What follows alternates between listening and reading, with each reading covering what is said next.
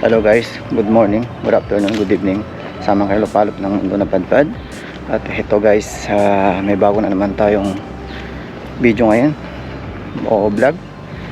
At bago yan, kung sino pa man na hindi nakasubscribe sa akin dyan guys, please naman pa-subscribe, pa-like, pa-share.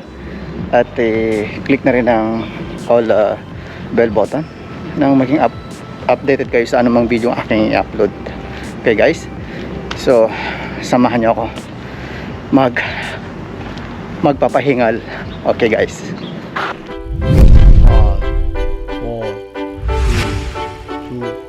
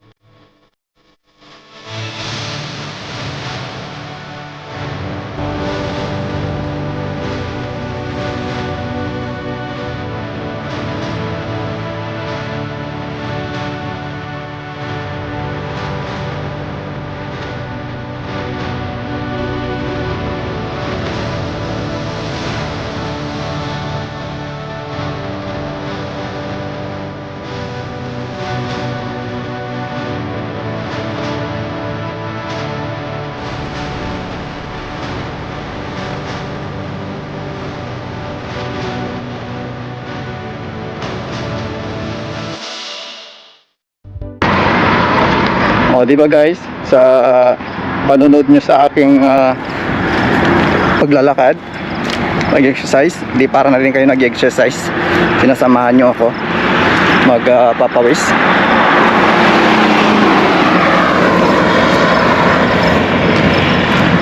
Ayan.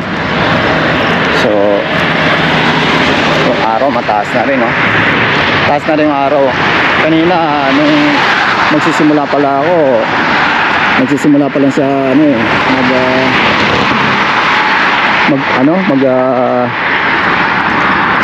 magbukang liwayway. Yun. Ito guys, medyo lumalagkit na yung aking katawan dahil lapit na ako mag 30 minutes sa aking paglalakad, bawas calories. Ugali nating ganito guys, kahit na mga 3 beses sa isang linggo o 4 na beses, maganda yung maging ugali natin yung ganito guys, para din sa ating kalusugan. Kailangan natin ingatan yung ating sarili, sapagkat ang buhay ay isa lang yan. Walang spare o walang reserba. So kailangan natin alagaan yung ating sarili. Unang-una, yun yung sinabi ko kanina, ugaliin ng pag-exercise. At yung ating mga kinakain ay kailangan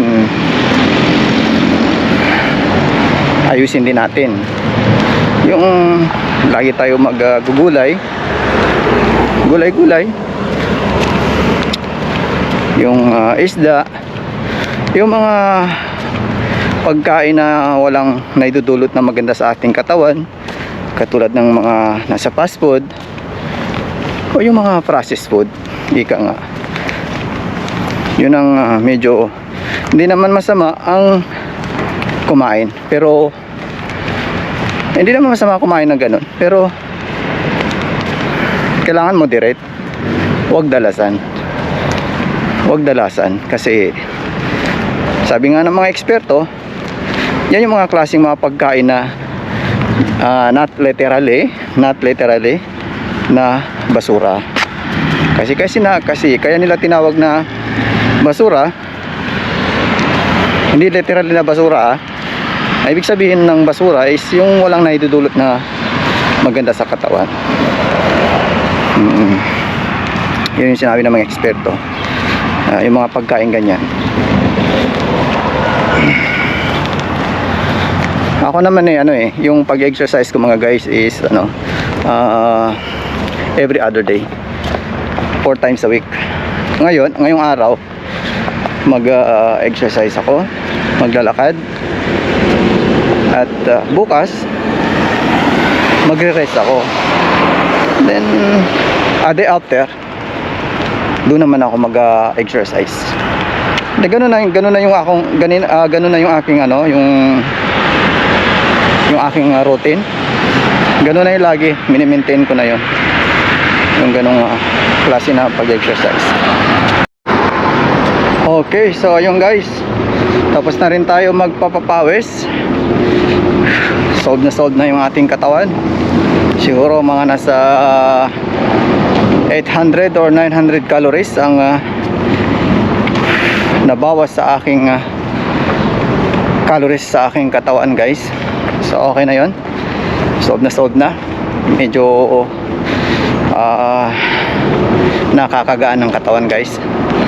Pumapakpak pumapakpak. Ayun. Yan guys, maraming salamat. Mega love shout sa inyo lahat dyan. Okay, lagi kayong mag-iingat, laging alagaan yung ating katawan sa pag-exercise. Okay, yan ang lagi nyong tatandaan. At syempre, huwag kalimutan yung nasa taas. Lagi siyang alalahanin. Lagi magpapasalamat. Maliit man o malaking bagay ang dumating sa'yo, magpasalamat ka. Kung may mga konting pagsubok, magpasalamat ka, dahil ang ibig sabihin lang noon is minamahal ka niya, sapagkat ang taong sinusubukan niya ay kanyang minamahal. Kahalintulad lamang yan ng isang teacher para tumaas yung grado ng kanyang mga estudyante, ay kailangan niyang bibigyan ito ng mga pagsubok, exercise. Exercise ang tawag dyan nung nag-aaral pa tayo. Okay, sabi ng teacher, okay, kumuha kayo ng isang pirasong papel at isulat nyo ito at sagutin ang mga katanungan. Pag na-perfect mo yon, pagsubok na yon, may dagdag yung sa grado mo. Yun. Parang ganun lang yan. Pag sinusubukan ka na nasa taas na ating tagapaglikha, ibig sabihin nun, minamahal ka niya guys. Minamahal. Kaya magpasalamat sa lahat ng bagay. And sa uli guys, maraming salamat. Thank you very much sa inyong mga suporta. Maraming salamat. Bye bye.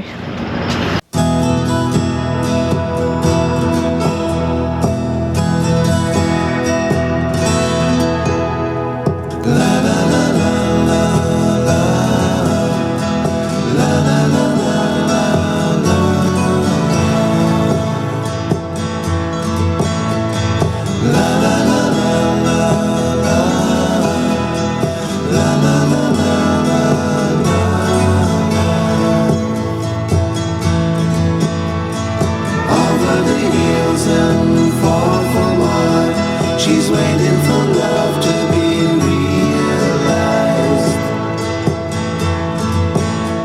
I'll send her my heart covered as a gift, and hope that you'll take it into